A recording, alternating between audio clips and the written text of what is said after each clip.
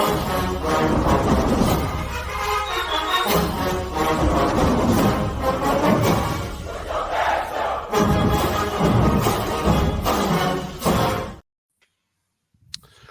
right, welcome back to the O&G StrikeZone, and it's a pleasure to be joined right now by some of the originators of a community that brought us all together before Elon Musk bought X, and before the little guy in Harvard created a Facebook. There was message boards, and message boards is how we connected to one another. And so, Yeah. introducing our panel on the screen from left to right is Floyd Hill, aka Rattler Till Death, co-create. Now, Floyd, were you a creator or co-creator of MEAC fans? Creator of MEAC fans.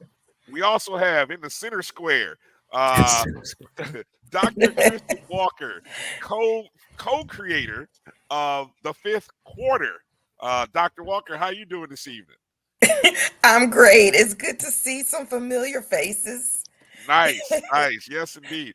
And then, of course, square to the right underneath Kelvin there is Kenn Rashad, who currently is the editor and publisher of HBCUsports.com. But before that, Kenn was the creator or co-creator, Kenn, of SWAC page. The creator. Look at that. No code. Look at that. So first off, it's a pleasure. Thank you all for coming on. We've been waiting on this show. We're really excited about this one. And Brian, if I could, I want to jump in and kind of give a little, first of all, give props.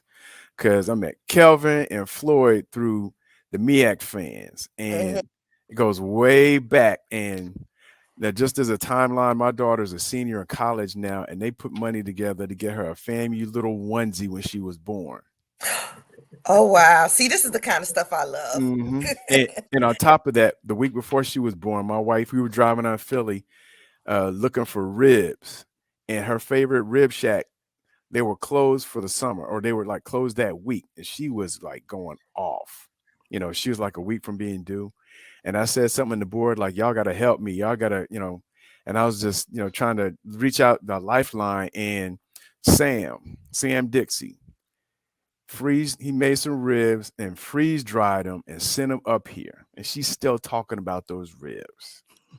So that's the kind of relationships you build, or we built, from the message boards back then. Yeah. So look, let's kind of get into it and just kind of go, and let's kind of talk about, if we can, just the beginning, or what was the catalyst of starting your platform. And I don't know, did we really call them we didn't really call them social media. They were just message boards, or maybe you had a different name. So we'll go ladies first. We'll give Dr. Walker, Christy, we'll give you the first, and then we'll just kind of go from there between Kenn and Floyd. Well, I think, first of all, I want to say it's good seeing y'all again. I haven't seen Floyd in like decades, and Kenn, always good talking to you and all that good stuff. Well, anyway, the catalyst of the fifth quarter, it really started in 1998. Believe it or not, when Prairie View A&M and Southern University, their bands got in a fight. And I don't know if y'all remember that, but it was in 98. And you know how they do with our HBCUs. Like every time, it's a fight or something like that, it gets blown up and put on national TV and the whole 9 yards. And a guy named Rick Riley, I don't know if y'all remember him, but he would have a column in the back of the Sports Illustrated every week. And he wrote a column, it was called "And the Band Fought On." And he was talking about that fight, and he was making fun of it. He was like, oh, he had just all this colorful language to say that, how could these bands fight? Because bands aren't real, they're just here to play for the football team. He had obviously no idea of what what significance HBCU bands meant to the culture. And so I read that article. It ticked me off. I'm not gonna lie. It pissed me off. And that made me want to try to find a community online where people understood where I was coming from, because I had always grown up in the environment of HBCU bands. And I knew that, that fight is serious. Like, the rivalries between bands can get serious. And so I had dabbled on a couple of websites before, starting to build web pages, because, that was the new thing. And so I created a message board called The Ranks, where people from different HBCU bands could get together and talk smack, and we could form our own sense of community. And to make a long story short, in 1999, myself, along with my partner Michael Lee, who marched for he's an Alabama A&M grad, and he was drum major there, in addition to being in the band and all that. So we ended up meeting, and we established a friendship, and we created the Fifth Quarter. So that was like the catalyst and the origin. I'm skipping a lot of details, but that's basically how it went down. I was ticked off about what Rick Riley said in that fight, and said about the fight, and so yeah, that's what started all. Kenn, how about I don't know which came first. I don't know whether SWAC page or MEAC fans came first, but Kenn, tell us a little bit about the origins of SWAC page. Okay, so let me just piggyback on that story that Christy just shared, and let me just kind of add a little bit more context to it with respect to that article written by Rick Riley. That article actually referenced our website, because I was actually initially blamed for it. At the time that incident took place between Southern and Prairie View, the SWAC page had just conducted a poll in which it was all a marketing ploy, as far as I was concerned, in which it was all about just simply trying to bring awareness and make people aware of the SWAC page. And so I concocted this brilliant idea to take all of the bands in the SWAC and just say, look, give us your input. Whoever the band you think is, when I forgot what the metrics were, but literally we're going to name that band the SWAC page Band of the Year. And as luck would have it, the poll ended on, I believe, on a Wednesday.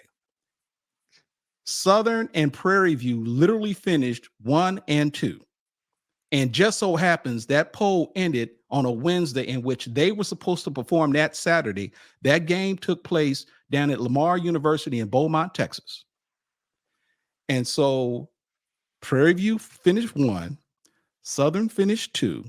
And I was told that there was all kinds of shenanigans going on prior to that. I was told that Prairie View was so engaged that they even had the student journalists at KPVU, the radio station, encouraging individuals to go online and vote for the bands. So all of this happens. That unfortunate incident took place, and it was, for those of you who may not be aware, that was national news. That was on CNN. It was everywhere. Mm-hmm. And so, there were unfortunate cases where some folks were hospitalized and so forth.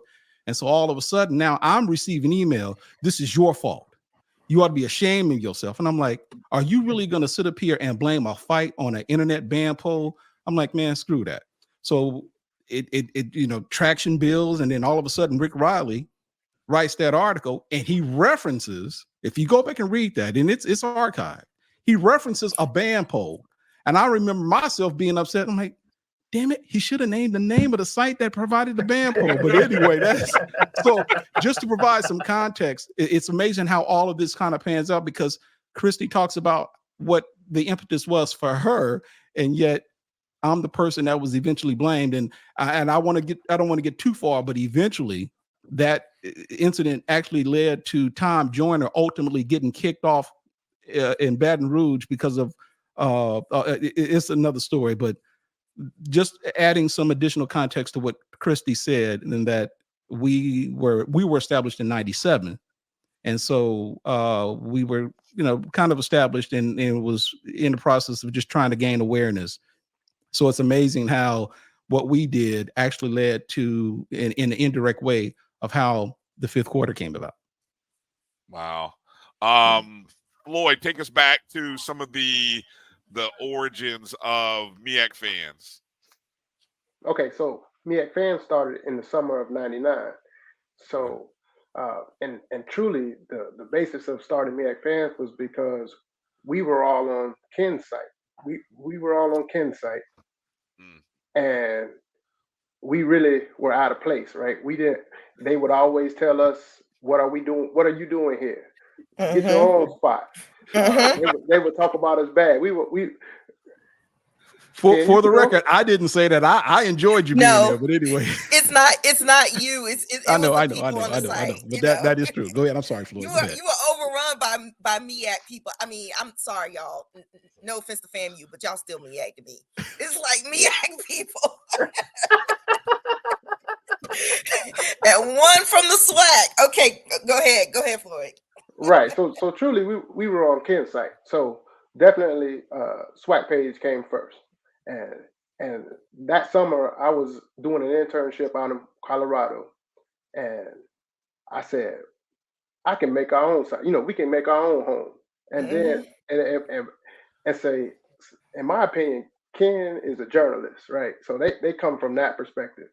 Me, I have a programming background. So my thing was, I can make a site that's better than any other site that's out there. So I can bring innovation. I can bring other things that they can't do to it and make the MEAC fans even better than anything else is out there. Because it's always been that rivalry between the MEAC and the SWAC. And I mean, a fun rivalry, but I just wanted to make something better than what already existed out there. That's so funny because, so Floyd, you were saying that Kenn is the journalist and you're the programmer. And I think where I was coming from, where it was like, I'm on the inside, like I know the day-to-day. And that's the perspective I came from. I wanted to build that sense of community. So I think I'm glad we're all here talking about it, because I never knew this. I never knew y'all's story or how you all came to bring those pages to life. And I would be remiss, and I do want to say this, that this part of the motivation for me also started with Eric Moore, the late great Eric Moore at Onedin.com. Okay. Yes. And I had a direct relationship with him, in which when I was in the planning process of actually beginning the SWAC page, and I've told this story before, Eric, who didn't even know me, was more than willing to help me in any way I could with building it, in which his words were, and it remains true to this very day, that there is enough pie in the sky for everyone. And so I just want to make it known that the person who started all of this is Eric Moore. I'm glad you brought that. I was gonna go to that. Of course, Mr. Moore, very early in Roy and our journey with the Black College Sports Network, that he was very helpful and supportive with us when we were podcasting and trying to do shows before we even knew what podcasting was. It was getting information from Onedin.com and then other places. So I'm glad you brought that up. Early challenges. What were some of those early challenges that you dealt with, and how did you kind of find some success through them? I'll start with you, Kenn. We'll go that way. We'll start with you. Oh man, for me, the early challenges, the growing pains for me was keeping that server up. As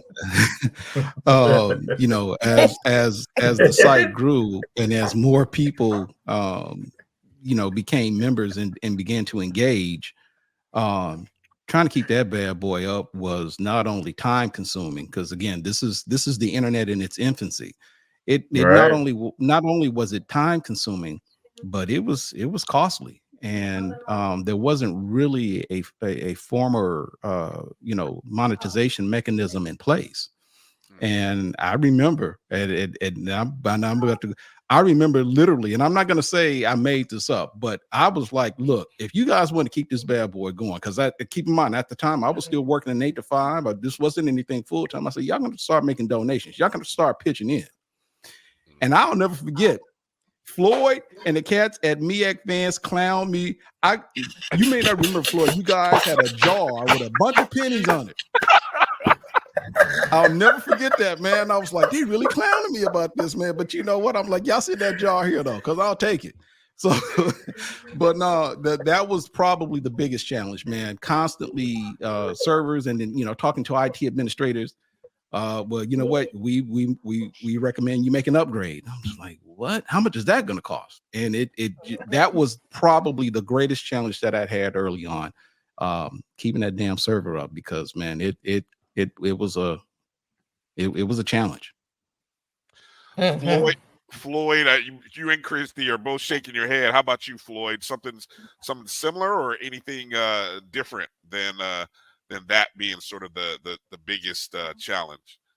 Yeah, that was pretty much the biggest challenge also for me, because just like Ken mentioned earlier, Mr. Moore, he basically gave me the guidance on what I needed to do in order to get everything started. So you would see like I use the same exact software that everybody else used, or at least that Ken and Mr. Moore used. I probably had the same web hosting company that Mr. Moore had, because he put me onto them. And so a lot of that stuff was not too difficult. But then, like I said, the financial aspect, and then also, since I wanted to make something different from everybody else, it was a matter of a lot of work, because I had to put all these extra features and add all this other extra stuff, and I was the only one doing it. So that was the main growing pain that I had, just having the time to put into it. Let me give you a story on that, and I don't know if Floyd recalls this or not. So at this time, after MEAC fans had been established, so that's when things actually kind of ratcheted up, because now we were literally going to each other's pages, and we were just kind of engaged and so forth. So I don't know if you guys remember back in the day, before the Celebration Bowl, there was the Heritage Bowl, in which they had the MEAC in effect. So I'll never forget this. Floyd and I had a challenge, and I literally came up with this idea. I said, Floyd, if the MEAC team wins, then I will change the branding of my website to MEAC fans for like a week. I remember that. And vice versa. We agreed upon that. Now, let me tell you something. If we would have won, that would have been great. But had we lost, I'm gonna tell you now, because my thought process was, again, this was all about the traffic. This is my thought process at the time. This is all about awareness. If I lose and I put MEAC fans out there, that's gonna be a spectacle. They're gonna all come over to my website. And we did lose. But guess what? The server went down. So Floyd was like, y'all suck. Y'all suck. Y'all didn't want to hold it. I swear to you, that was not the server crashed.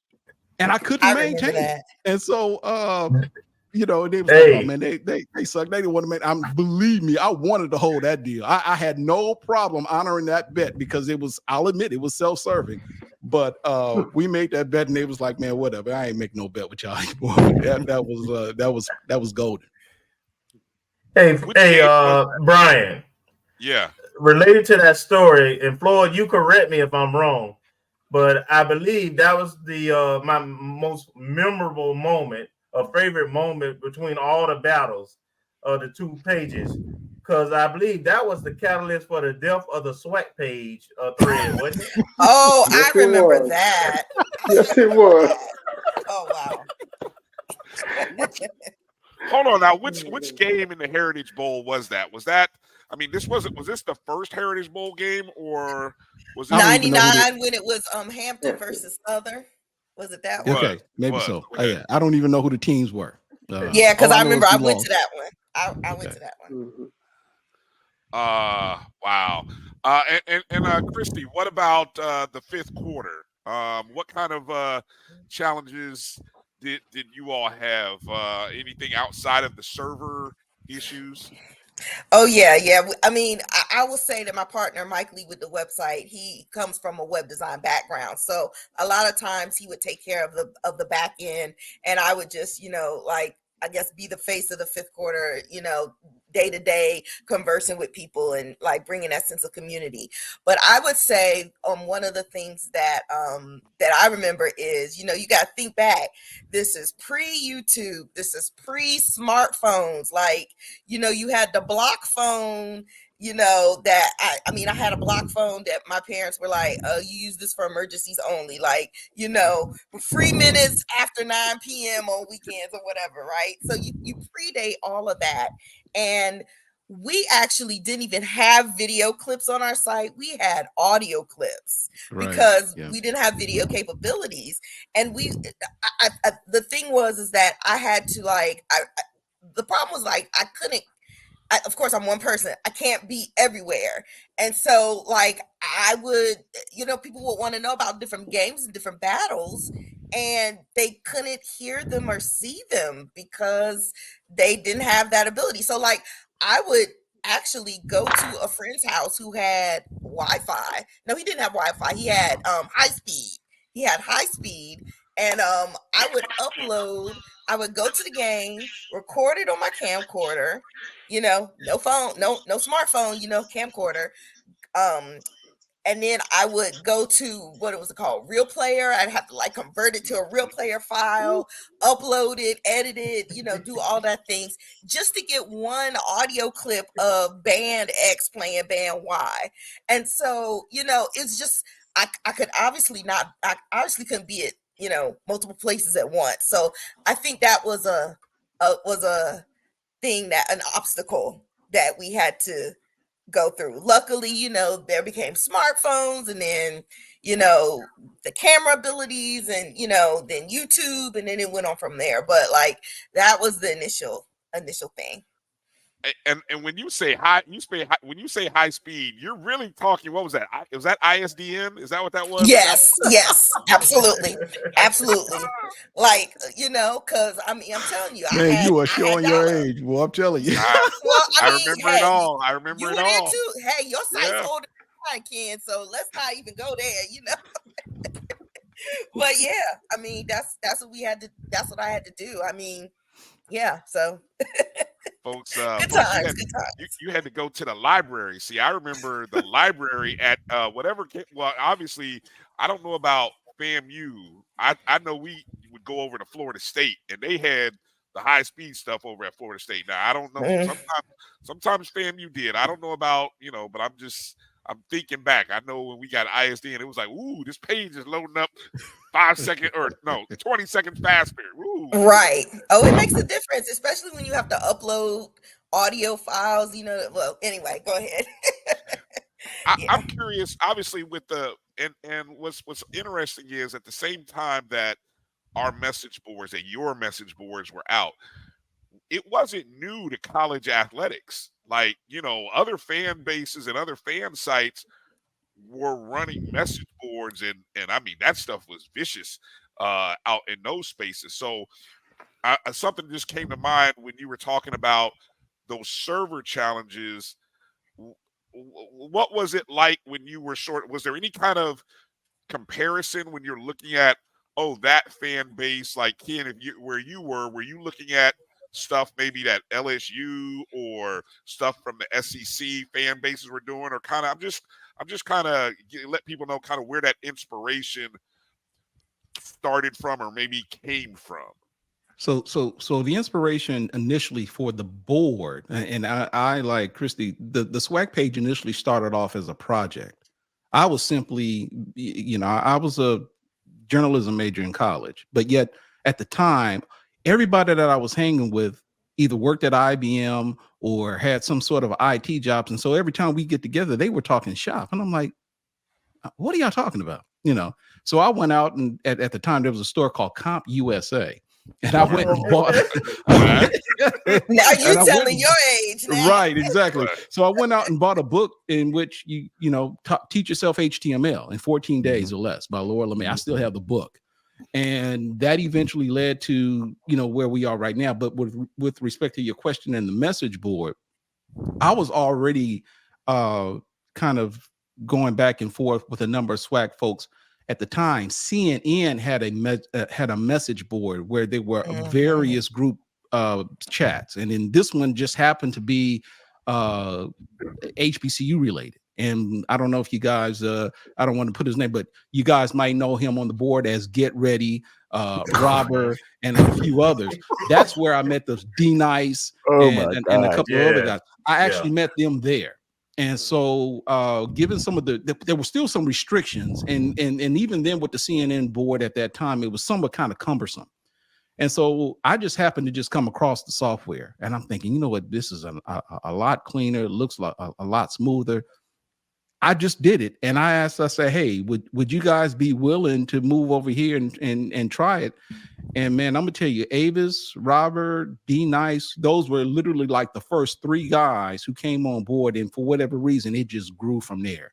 And then, you know, there was JR, and then you know, it just grew up. It just blew up to the extent to where, man, it just kept growing. So that was literally what the initial purpose was. The CNN message board was so cumbersome. I just saw that everything was the way it was structured, as opposed to actual threads at that time. And that was kind of, I guess, revolutionary. I don't know, but you know, that was the new thing. And it was just a much cleaner look and a lot easier to follow. So that's literally what it was for me, the motivation for me to move to that particular format. Gotcha. Man, Ken, I got PSD when you mentioned Get Ready and Robert. I was a moderator on there, Ken. I was like, oh my gosh. Yeah, man. Breakthrough moments. Floyd, what was a breakthrough moment when you felt like this page is I have my thoughts on a breakthrough moment, but what is your breakthrough moment for you? I think that the breakthrough moment for me was when we actually had I think we call it the VIP room, and we had Sean Wyatt from BCC. Oh, it was BCC back then. Let me say that. And he actually came on the site and was taking questions and responding real time, you know, to the questions in the room. And I think that really, to me, I said, okay, we are legit now. You know, we got the respect of the MEAC community. We have participation from the coaches and athletic directors within the MEAC community. And so to me, that was breakthrough, because it's like, okay, we are legit, right? And it made me, you know, feel like I was feeling the need. So to me, that was the big breakthrough moment. And Sean is the one that I remember the most. But we had multiple coaches, athletic directors, different personalities throughout the MEAC that actually came into there and did that. So that was breakthrough for me. You were hosting town halls or those little town hall sessions and stuff like that, man. That was great. Christy, how about you? What's that breakthrough moment when you were like, all right, this is worth it. This feels like it's really worth it. Oh wow. Well, the first thing that comes to my mind is in 2002. This movie came out called Drumline. We knew all about it coming out because we knew people that were in amongst the bands that were in the movie. Like, you know, I could point out people, and you know, I'm sure you all can too. Being Fam had a big influence in that movie. But I remember we actually had folks behind the scenes posting pictures on our website. You know, like behind the scenes of the filming. And I remember that in December of 2002, before the premiere, Mike, 20th Century Fox invited myself and Mike Lee to go to New York for the press junket, and we got to interview the cast, and we interviewed Zoe Saldana and Nick Cannon and Orlando Jones and Charles Stone, who was the director. And we heard directly out of their mouths, like them telling us that they had looked at our site for research while they were filming the movie. Wow. Nice. So that's probably a pinnacle moment there. There's some other things I can name, but I mean, I feel like that was like, oh wow, they actually told us, like, I'm sitting talking to Orlando Jones, and he's like, yeah, I really like your site, and we use that. We looked on there for research, and there were even like some quotes from the movie that were direct quotes from things people posted on the 5th. So Awesome. yeah, Great history, great story there. Yeah. That's wow. That's awesome. That's awesome. I did you bringing that up has me thinking, did you were I mean, because I know that's a big thing like nowadays when people are like really itching to get those early clips and videos. And I mean, I'm subscribed to a couple of YouTube channels where it's like, I mean, they're mentioning casting calls, but you guys were on top of all of that, I guess, behind the scenes, right? With that movie. Yeah, like I said, some of our most loyal posters were extras in the movie in some capacity. And so it was really cool to see it develop. I mean, I just remember even seeing the trailer because it was during that movie Brown Sugar. Yes. Just going to see Brown Sugar and seeing the trailer and everybody like going crazy. It's a whole thing. But yeah, so that was good times. Nice. Ken, how about you? Is there a moment other than the Ken Riley article that you would say was sort of that breakthrough, or was I was trying to pinpoint, because to be quite honest with you, there were several, going back to the time to where SWAC commissioner, I can't think of his name. Oh my goodness.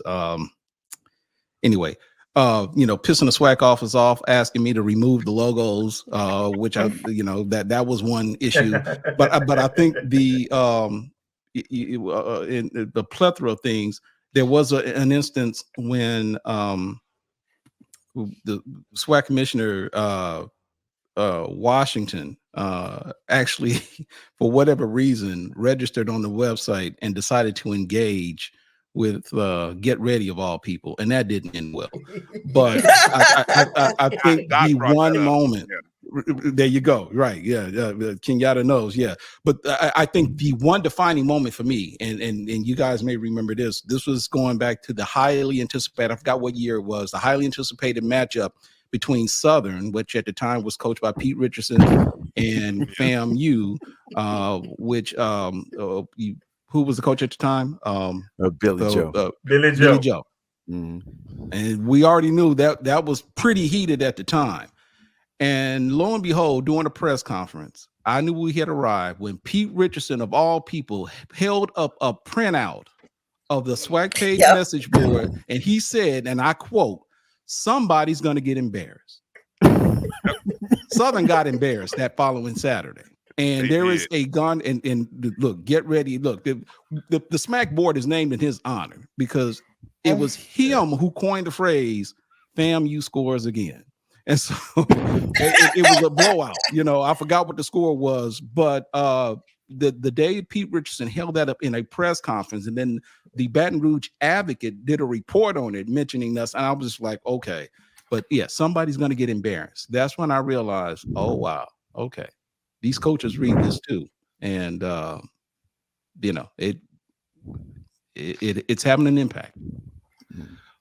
I'm curious. I mean, we know that the coaches, and by the time, because the fan engagement is there, and that the coaches and probably even the players are engaging. And you talked about some of those battles with the conferences.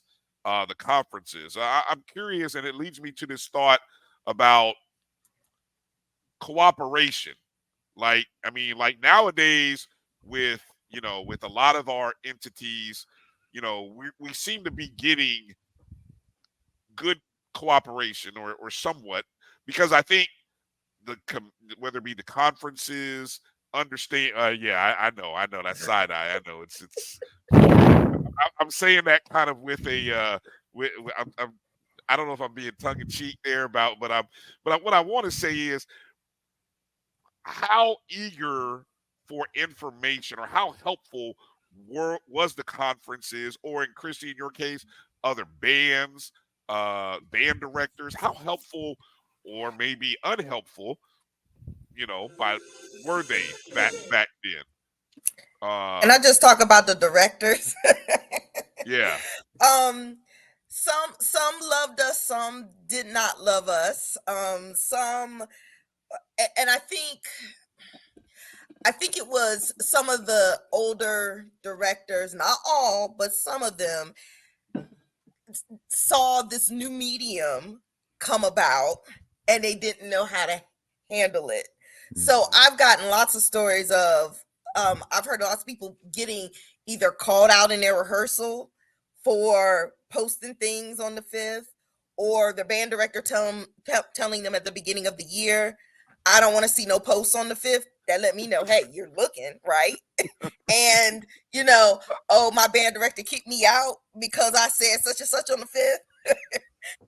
But then there were also band directors that were supportive and used it as fuel, actually. They used it as fuel to strategize their halftime shows in their 5th quarter. I will tell you, my band director, and I'm a graduate of A&T, and the late Dr. Johnny B. Hodge was my director. And I know for a fact that him and his staff would strategize on what to play in a 5th quarter based off of things that they've read. They've kind of just used it in strategy sessions and planning sessions. And you get to see what other bands are doing. You get to hear about it because, may not have been video then, but, you get to hear about what other bands are doing. And so based off of that, you can, strategize. Nice. Interesting. Floyd, what about the MEAC? How was the MEAC or other schools receptive towards MEAC fans? Hold on, you're on mute, Floyd. You're on mute. Unmute. Yeah, sorry about that. Yeah, everybody was very receptive. All of the sports information directors, they were they were on board with it. I think we were doing a good job. I don't think we were negatively portraying our schools, so I don't think there was any reason for them not to work with us. And the good part is that we had people as members of the site that actually were somebody in their schools alumni association, or somebody that worked on campus, or somebody that was really involved and had a lot of connections within their universities. And so we were able to get access to anything that we needed. It was great, right? We didn't have any resistance. Now we did do some things with people from MEAC fans from a FAMU perspective. We did some things outside of MEAC fans that we were getting resistance from university. Kelvin, he knows all about that. He was integral and all of that stuff. But from MEAC fan standpoint, the reception was great. We became VIPs, right? We were on the sidelines, we were in press boxes, we were everywhere, right? And like I said earlier, I'm not a journalist. I'm not writing an article. I'm not doing any of that. But we were having press passes, and we were, right there. Heritage Bowls, the conferences, they gave us a lot of assistance in each school, so there was no problems from our standpoint. Nobody asked me to take their logos down. None of that stuff.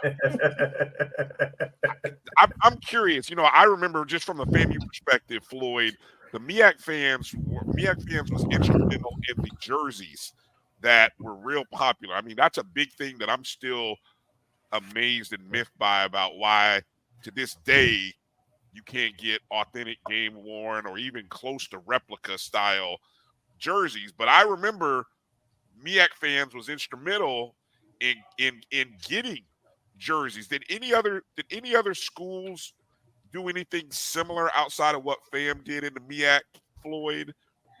Yeah, so see, I'm not aware of that. The jersey thing was something that was done by majority of people that were involved with that were members of MEAC fans that met through MEAC fans, but we created a different organization that we were trying to, basically assist the athletic department with anything that they needed. And so it was people like Kelvin that truly didn't go through the university. We went through the vendor, right? The actual vendor that created or not created, but that made the jerseys for the school. And basically, when the schools had their order for jerseys that went into the vendor, our order was included with that. And so we had authentic jerseys. You know, like you said, you can't yeah. even get them now. But even that, Kelvin knows, even that wasn't necessarily received well by the university. But we did it, right, and I still have my jerseys right now. Number 0 RTD on the back. But I'm not sure what other schools did, but yeah, that's what we did, and it would be nice to see something like that happen again. It just I just don't know how reasonable that would be. That's a fight. Ken, how about you? After Rudy Washington, or did he ever come around, or did the SWAC ever come around to? You know what? Yeah, actually, the SWAC eventually did come around, because the guy that I was referring to initially, James Frank, was the commissioner at the time that I started. And I don't really put a whole lot of stock into that, because again, at the time, we were still at a stage to where no one at that time had any idea what the internet would eventually become and how impactful it would be, and just how we do our day-to-day lives. I mean, you know, depending on where you are now, the internet is considered a utility. You have to have it. We're using the internet right now to use this to do this, you know. So I don't necessarily hold that, but I think the person who was probably the most forward-thinking was former Commissioner Robert Viles. He was the person who actually he was in Dallas, where I live. He actually was in Dallas for the area, and he reached out to me and invited me for lunch. And we had a chat, because instead of, you know, pushing back, Robert Viles, Commissioner Viles at the time, he utilized that. That was basically kind of like his R&D, or his marketing, kind of like a way of research. That was his way of kind of gauging the fans in terms of what, you know, things we should consider, things we shouldn't consider, because even he knew that, and a lot of journalists in various markets, they relied upon information. Let me tell you something. But one of the things with these messenger boards, whether it be SWAC page, MEAC fans, fifth quarters, because of the fans being so engaged, man, we probably knew the journalists and individuals in the media came to our websites to get the scoop, because if they got it, they didn't, you know, these are anonymous. But when you got word, well, just got word such and such coach's contract's not going to be renewed, and that happened too often, only to find out the coach's contract didn't get renewed. It was like, well, where did you get this from? And they got to the point where, okay, now you're reporting these stories. We know where it came from. You won't even, the problem with some of the mainstream outlets, they didn't want to view us as legitimate sources, you know, as of information. When we knew, excuse the expression, we knew damn well where they got the information from, because there was no one else. These fans know the inner workings of how their schools operated. So back to Robert Viles, he appreciated it, and he didn't necessarily push back, to the extent that when that dinner was over with, he actually asked me, how much do you want to sell the SWAC page for? He wanted to make the SWAC page the official website of the SWAC. Now I said, no, this is, and he understood. I'm like, look, you don't want that headache, because these folks are independent thinkers. They're free thinkers. This is not a PR website. I understand you wanting to gauge the reaction, but the last thing you need is to make the mistake of getting involved with, you know, these, or to do what Rudy Washington did with Get Ready. And, you know, that you don't want to do. He understood that. And he and I are friends to this very day.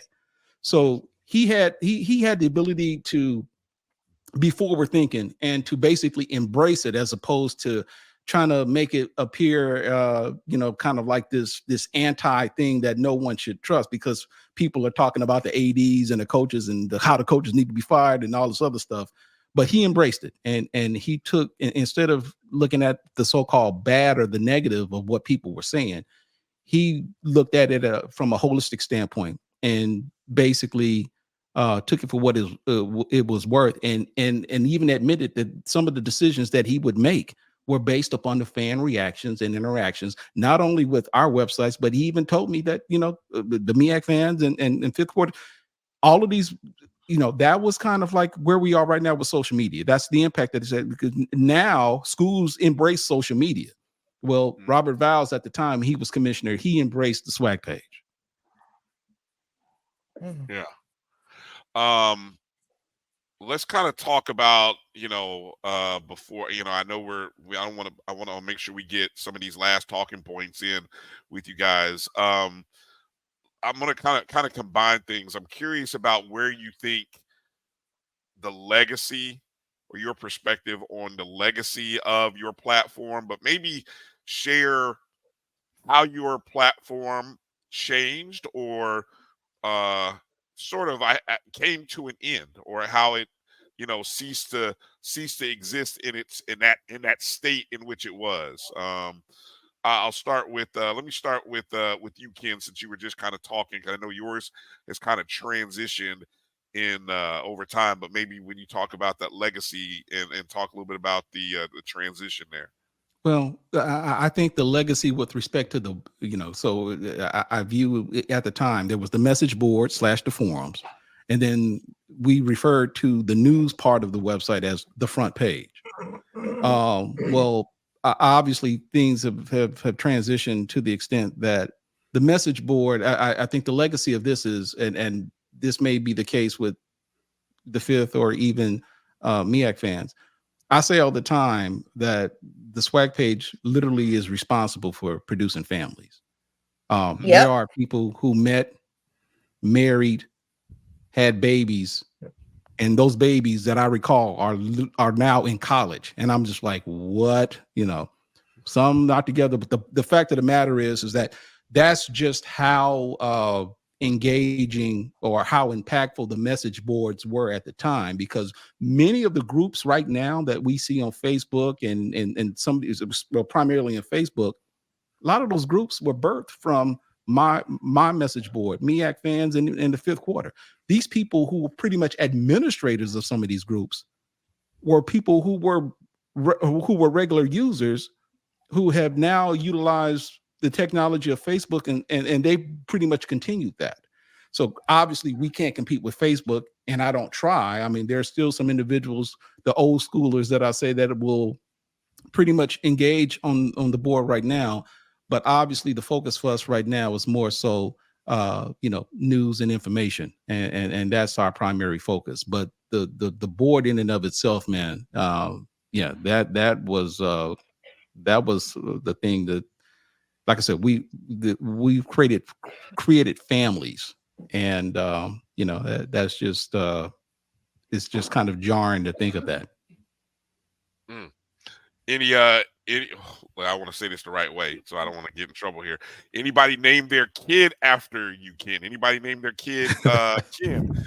I hope No. I won't say all that, but at least that I'm not aware of. No kid named SWAC page running around, because we see some crazy names these days. No, man. All right, no, all right. no. Floyd, talk a little bit about the what do you think that legacy of MEAC fans and kind of how it transitioned? When did you sort of close the door on it? Yeah, like it's funny too, because to me, I kind of got burnt out, right? Like I mean, like I mentioned earlier, my big thing was I was trying to make sure I was better than all the other sites, right? So I was trying to do innovative things all the time, and with that, that was a lot of work, man. Man. It's a lot of work, man. You know what I mean? Like a simple thing, like I think I was the first one to actually allow the people to pick like a logo to go under their names, right, and to show what school they represented, right? Yeah, I remember that. And then at first I was like, okay, I'm just gonna do the MEAC schools, but then I was like, no, I want everybody to come here. I want everybody from the SWAC page to come here. So I need to have all those schools. And then I wanted everybody from Mr. Moore's site to come over here. So I need all those schools. But do you know how long it takes to go out and get every single HBCU's logo? Especially at that time. At that time, right? You got to resize it. You got to make it transparent. You got to say, you know how long that takes, and different things like that, right? I even had like a football picks game where you could come and you could pick all the like a pool. You could pick all the winners of the game. Oh, I remember that. Okay, sorry. You know how much work that took to do that and keep it going. And then once the bigger we got, the kind of crazier it got. you want to moderate. You got to moderate some of the crazy stuff that people are saying, and some of that stuff is wild. But I mean, I have a job too, right? I can't see everything, and so then you got the non-FAMU people saying, "Oh, you want to moderate the non-FAMU stuff? You let the FAMU people say everything they want to say it." So then it's like, get a little frustrated, and it just was overwhelming, right? You get more responsibilities, you get families, things like that. So truly, I just let it go. But I think the legacy is like Kenn mentioned, right? The relationships, the friendships, the people that, like some of the people, I don't know what their real name is, right? I know that this name from MEAC fans, you know what I'm saying? Like you said, get ready. Make a whole bed rock. Make a whole bed rock.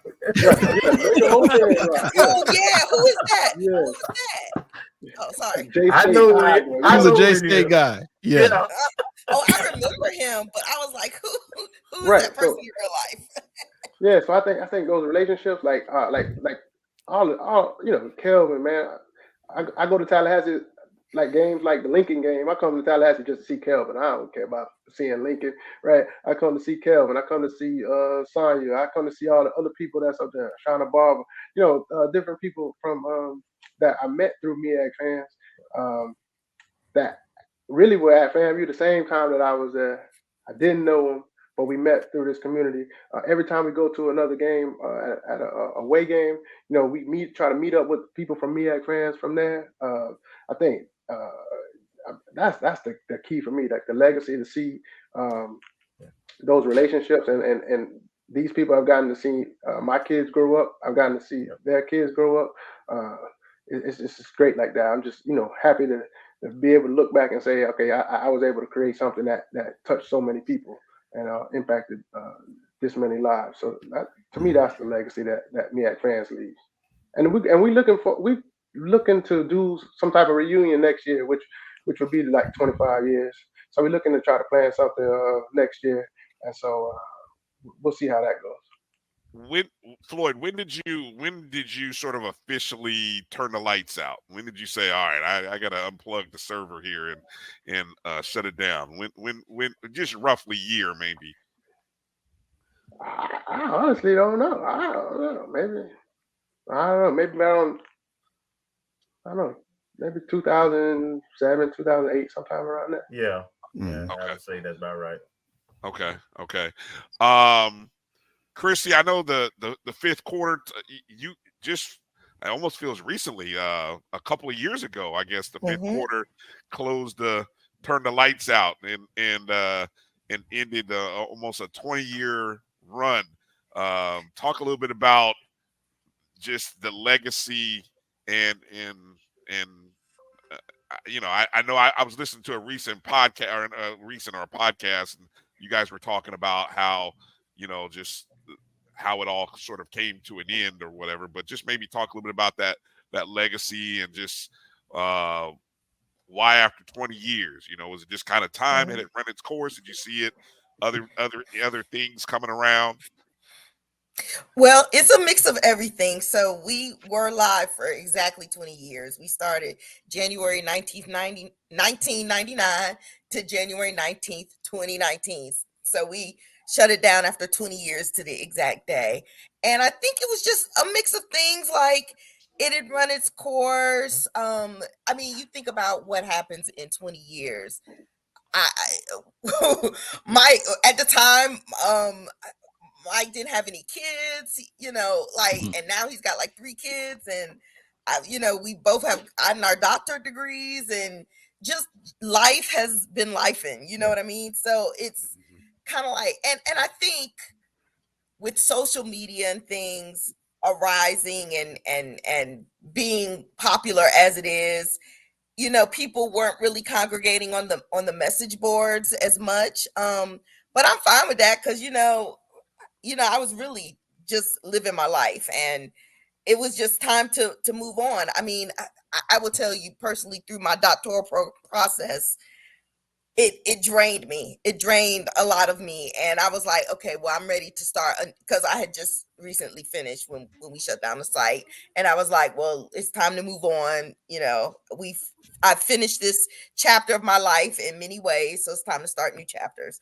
The legacy of the fifth, I mean, that's hard to say, but I do know that there are 5 fifth quarter babies walking on this earth. Countless marriages, relationships. Those are those 5 kids. They're still around. Like I think the oldest ones are like they're seniors in high school. It's a set of twins that I'm thinking about. Seniors in high school, and so they'll be going to college soon.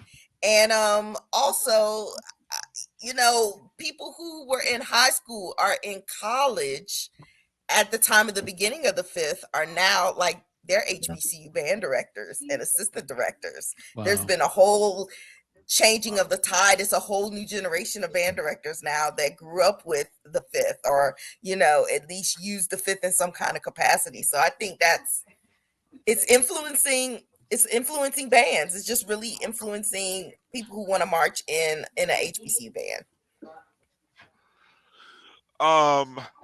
I know we're running up against the time for our time with you guys, and I mean, we really appreciate just kind of stepping back and kind of sharing. And I guess I want to maybe close with just a thought about where we are. Like I kind of look at the smack talk that goes on now, and I don't know if it's because it's a different medium, or maybe some folks are a little more sensitive, or maybe just the world in general is more sensitive.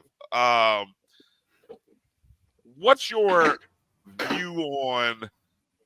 And I don't want you to don't feel like you have to be super long about it, but I'm curious about your thought on social media today compared to your platforms and what you created. Is social media and the way we talk and the way we smack talk, are we building each other up in a way sort of like those families and those networks that you guys talked about and those communities in 15 years, 10 years from now?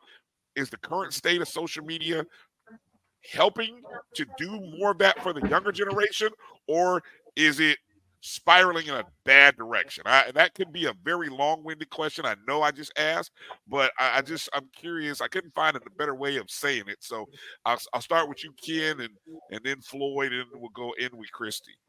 I'll make this real brief because I know we're up against time. I'll just simply say this. I still love smack. I still embrace it. I still appreciate it. But I will say this, that when I do engage, I typically only engage with people who I know. I don't do it with anyone who I'm not familiar with. I do believe that back at the time that we were involved with it, I think we were a little bit more responsible. We were a little bit more respectable. And because we had managed to we could separate the personal from the play. Right. We could there. I would tell some folks sometimes, like real quick, some of the newer people who would sign on to the message boards, we would always say, look, don't just get on here and do what you see other people doing. Just because that person can say it to me doesn't necessarily mean that you can.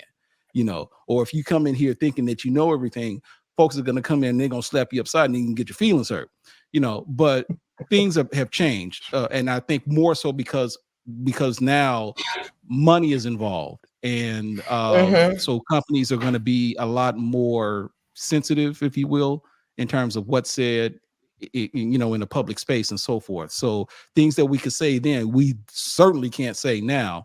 And, but I've just gotten to the point to where to keep things safe and kind of stay out of the mess. If I'm going to engage with anyone, it's going to typically be with somebody who I know or who I already have a relationship with. All right. Floyd, how about you? Yeah, so I 100% agree with Ken. I love smack, right? But now on the social media, I don't necessarily engage with it as I would have done back in my older days. The people that know me know back in 99, 2000, 2001, I would have been rolling with the best of them, right? You know what I mean? I'm the guy that goes and sits in the center of the other team's student section or something like that, right? I'm the guy that take the big flag to Troy State, right? And walk up and down Troy State side with the FAMU flag, right? That's me back then, right? And so, but nowadays, I try to be more toned down. I think that back in the days, the smack talk that we did was more thought out, right? It was more, Yeah. I don't know. I want to say intelligent. Yeah. It was more Creative. educated. I'm just gonna say it was more educated, right? There you- Some of these things that people did, I think they could be world class best selling novelists or writers, right? Some of the creativity that they showed with these with these posts and threads that they came up with. And so I think that and like Ken mentioned, right, we always say, if even a FAMU person, right, if you come in here just talking crazy and you don't have your facts straight, we not even gonna try to defend you, right? You come in here, you got, one thing they're gonna do is fact check you when you come on these forums. So you better have all your facts straight. You better because they, like Ken said, they will smack you and set you straight if you come out with some bad information, right? And so but I think nowadays, like, people are trying to be more hurtful. Right. Put less thought behind it. I don't Yeah. think we really did that. We were trying to be funny, I believe. Yeah. And Yeah. so and we didn't really get personal, things like that. Even when it came to political conversations, which we really had to try to regulate back then, it wasn't the same as now when people get into those political Right. conversations and really get personal with it. So I think that nowadays it's going a little too far, but like Ken said, there's other factors related that people really trying to get likes and be famous and things like that. I don't think we were really trying to do that. We were just trying to be funny. Exactly right.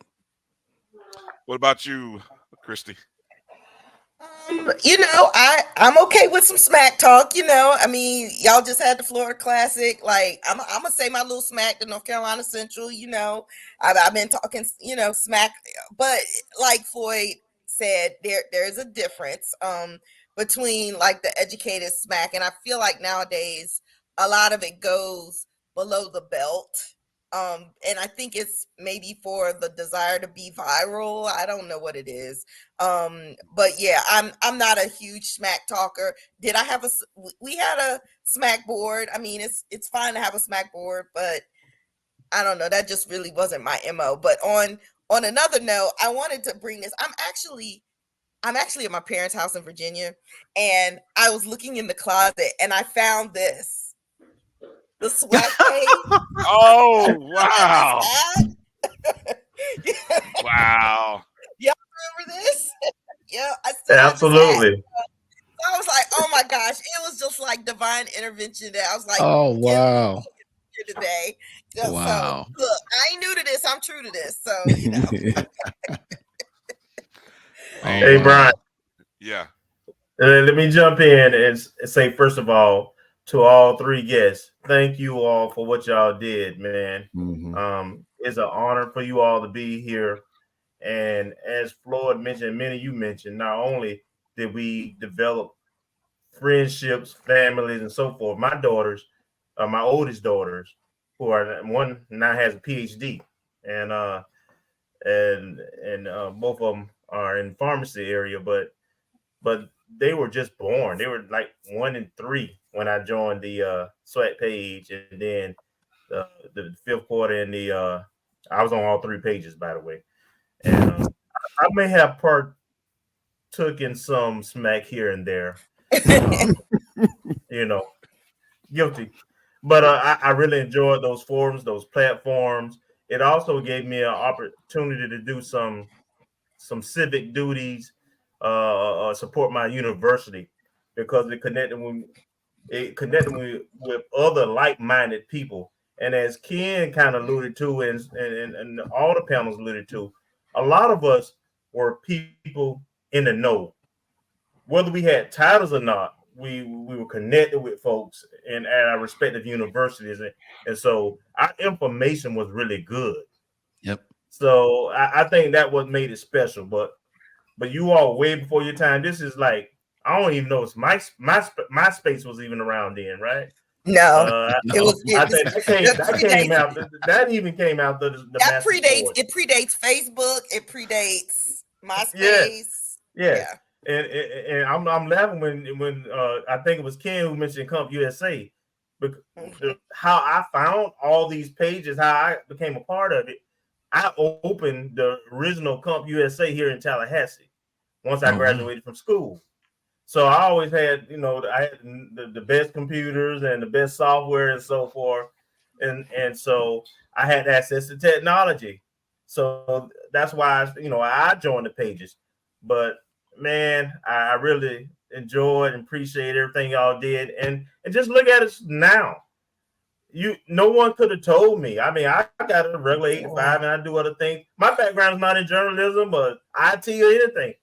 But here I am with a platform now doing a podcast and reaching back to you all who I first got introduced to technology through you all. So I want to say you all legacy is not just family and friends and relationships, but you've also created professionals who are still doing things in the media technology space. So well done. You deserve your kudos. And I just really love this show. If I can interject real quick, Brian, I want to thank all three of you guys, all three of you for accepting our invitation and wanted to give the opportunity to give you your flowers. Having met Kelvin through MEAC fans, having met Floyd, and having heard of Christy and Kenn just in the various boards because they're all cross interacted, but also to establish not only to the folks, our audience that watches dutifully, to the folks that help to birth those venues, but also to tie the string to what we're doing now on Instagram, Twitter, a lot of the folks. And in part of the concept that we had was to have a 2-part series where we would look back at the formative years of social media as we would know it now. And then perhaps maybe a part 2 sometime in the future, have some folks who are currently doing it in different media platforms, whether it be Twitter, YouTube, or things like that, to speak to that legacy, but also how it's going to go forward. But I wanted to make sure that you guys got your flowers. And I know that there are probably some other folks that we probably could have asked to be a part of it that were integral back then. But I know just in our discussions that having you three as the faces and the brains behind what you did back then and the legacy of what continues on in the respective venues for the SWAC, the MEAC, and for those band aficionados, just want to say thank you for all that you've done, and your legacy lives on. Thank you. I appreciate it. And just for the record, believe it or not, I will be making my first trip ever to Tallahassee for the SWAC championship game. So hopefully I'll run into you guys ever. Wow. Look, I'm a Grambling man. I had no look. There were Saturdays I was doing Grambling games. Okay, so just don't at me. Okay, I'm just saying. I'm coming. First time. But you definitely got to come to the tailgate. Yeah, Kelvin, you definitely make sure Kenn has the information about the tailgate. Yeah, I'll be there Friday, the Friday before. I just want to take a second and say, and while we're sharing stories and thinking about this, I still have visuals of sitting in a job 9 to 5, and I would have my work on one browser and the message. If you didn't have the message board on another browser, and with like your boss or whomever come around, you minimize that browser real quick, and you be like, "Hey, I'm getting work done," and then you come back. Let me check. And I'm hitting the refresh button, and let me see. Did they respond to my post? Did they look at this? Look, people would tell me they would set it to their homepage. Yeah, I've had athletic directors. One person, an athletic director, actually told me he became so obsessed with the information or things that were said on our website. It got to and especially when they were talking about him, it got to the point to where he said he had to literally peel away because he became so, it bothered him that much as to what people were saying about him. He literally had to push himself away. And then there's the other story of a guy who said, hey man, just wanted to let you know how you doing. I'm like, how are you? He said, just want to let you know I got fired. I'm like, I'm sorry to hear that. He goes, why? He goes, spending too much time on the SWAC page. And Whoa. Yeah. Look, So I spent extra hours working on projects because it took me too long to work on them when I should have been working on them at work. I was messing around on MEAC fans or something like that, or pumping around the SWAC page. I was like, yo, this.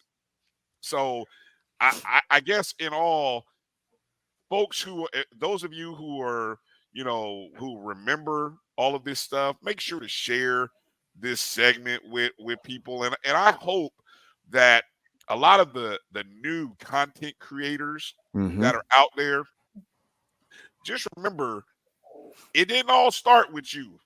There's a history to this thing. And that's the great thing about this HBCU diaspora. This place, there's history, whether it be, there's history in our sports and our athletes, in our communities, that, we need to continue to tell stories and educate people, because there are a lot of new people in this space. And it's great that you recognize things that are now, but if you can peel back and start learning more about the history, man, it's a beautiful history. Folks, this is just a small part of the HBCU sports and band culture and history right here, because these folks brought people together. And this was at a time when, instant access is great now, but boy, we had these people were the ones who spent hours creating the mechanisms for us to be able to spend, time connecting. So whatever amount of time it took us, imagine it was 2 to 3 times more for them. And so, Floyd, Christy, Kenn, we appreciate you.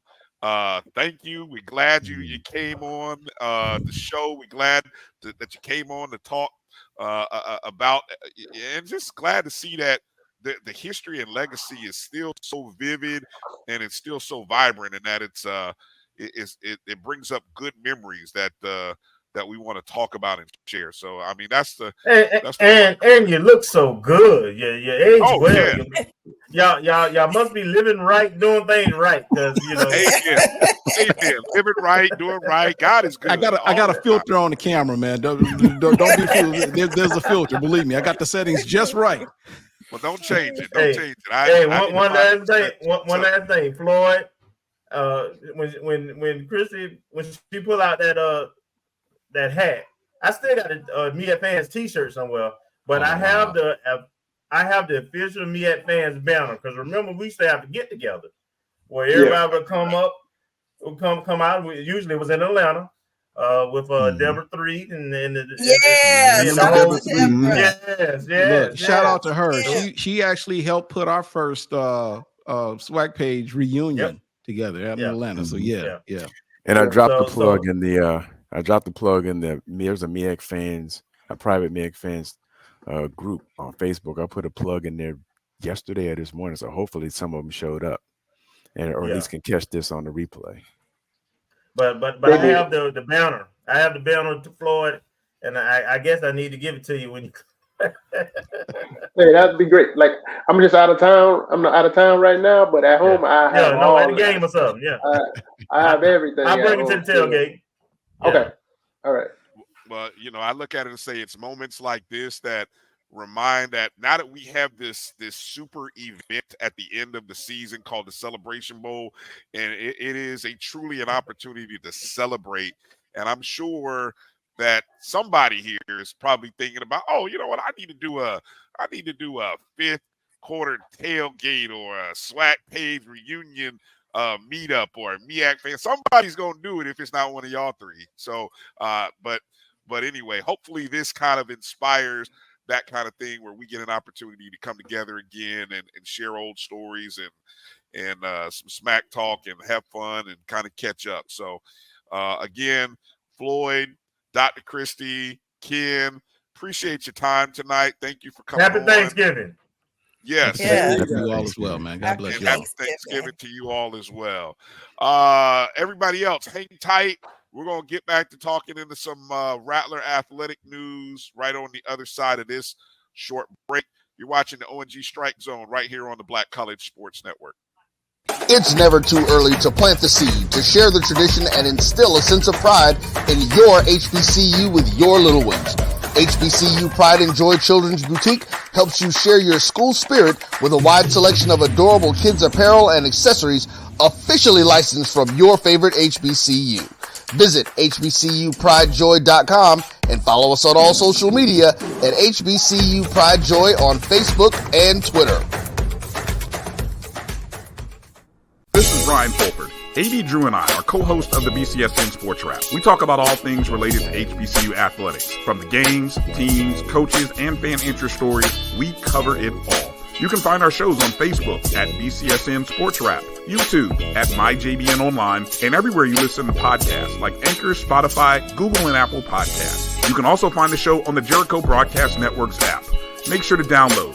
We look forward to you joining the conversation and being a part of the show.